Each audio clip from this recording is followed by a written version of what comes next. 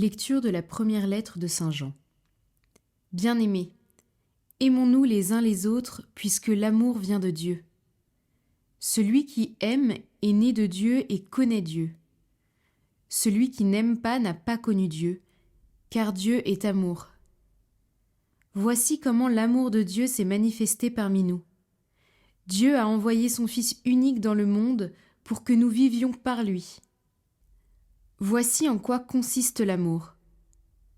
Ce n'est pas nous qui avons aimé Dieu, c'est lui qui nous a aimés et il a envoyé son Fils en sacrifice de pardon pour nos péchés.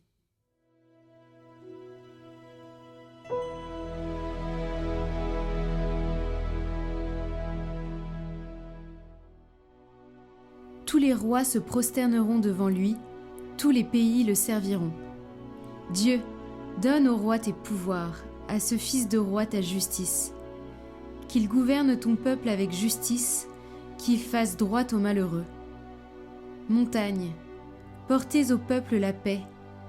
Collines, portez-lui la justice. Qu'il fasse droit aux malheureux de son peuple, qu'il sauve les pauvres gens, qu'il écrase l'oppresseur. En ces jours-là, fleurira la justice, grande paix jusqu'à la fin des lunes. Qu'il domine de la mer à la mer, et du fleuve jusqu'au bout de la terre. Tous les rois se prosterneront devant lui, tous les pays le serviront.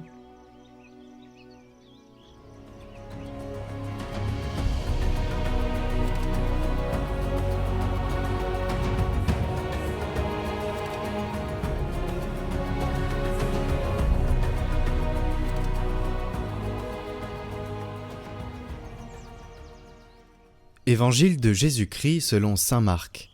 En ce temps-là, Jésus vit une grande foule. Il fut saisi de compassion envers eux parce qu'ils étaient comme des brebis sans berger. Alors il se mit à les enseigner longuement.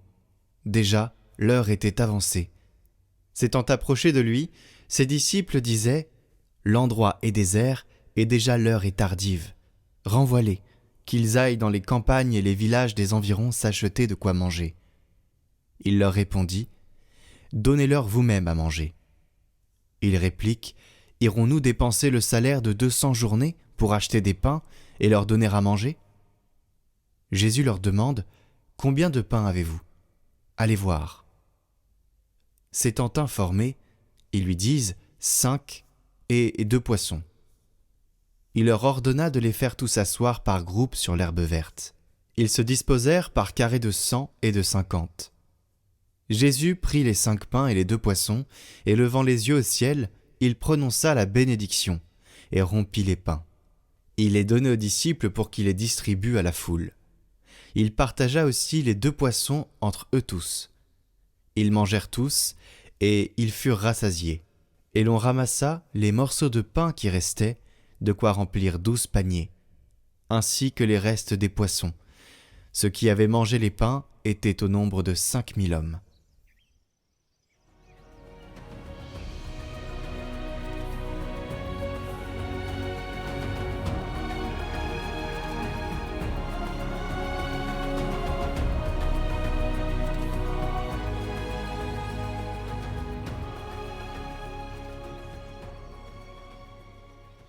Il y a des jours où nos mains semblent vides, nos forces épuisées et nos prières sans écho. Alors au début de cette nouvelle année, on va regarder cet évangile avec un regard interrogatif.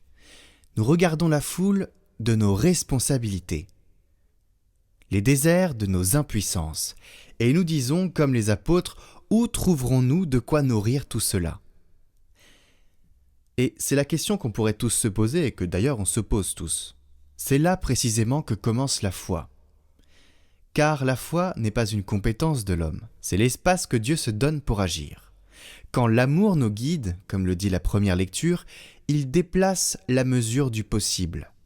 L'amour, aimez-vous les uns les autres, l'amour vrai, n'est pas un sentiment fragile et un vœu pieux.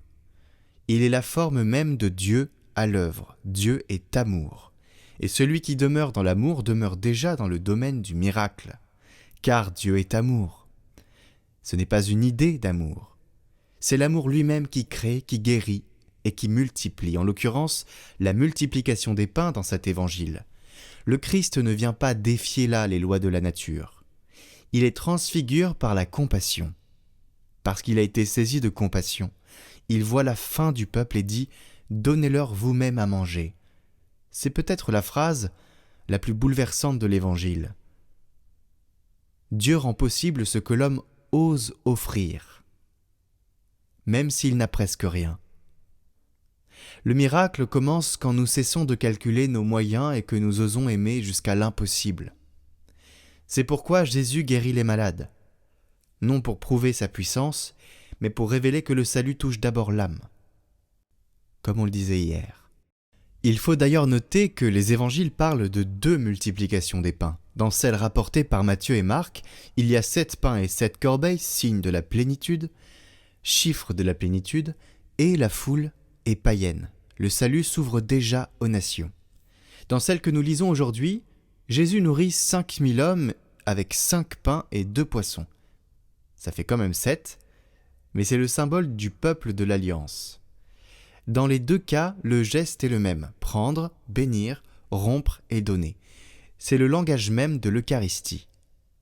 La multiplication n'est donc pas forcément une prouesse, mais une préfiguration du banquet du royaume. Ce festin d'Isaïe où Dieu essuie les larmes sur tous les visages. Et chaque messe, chers amis, prolonge ce miracle que nous entendons aujourd'hui dans les lectures. Le peu que nous avons, le peu que nous mettons à disposition des autres, avec notre foi fragile, nos questionnements, nos blessures, en gros nos 5 pains et nos 2 petits poissons, déposés entre les mains du Christ. Eh bien, de cela, dans le silence de la consécration, il devient nourriture pour une multitude de monde. Nos talents, chers amis, nos talents, notre être mis entier au service de Dieu, eh bien, il multipliera nos talents pour servir son peuple, pour servir les autres. L'amour partagé devient le corps offert à tous. Ainsi, ce miracle n'annonce pas seulement la compassion de Dieu, il révèle le mystère d'un Dieu qui continue de multiplier la vie à partir de nos pauvretés. La question est-ce que, à l'instar des disciples, nous allons croire que c'est possible ? Nous allons mettre à disposition cela sans râler et sans bloquer l'impossible que nous pensons dans nos cœurs alors que Dieu peut le rendre possible. C'est la question de ce jour. Si l'amour nous guide et si nous avons la foi, Dieu rend possible ce que l'homme croit impossible.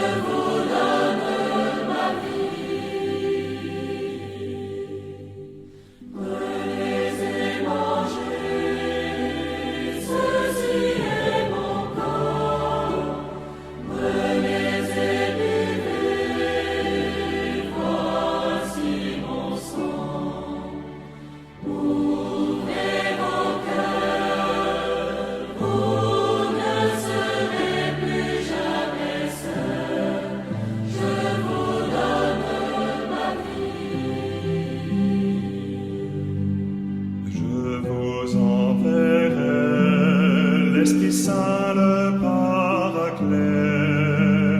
Il vous conduira au Père et fera de vous des témoins.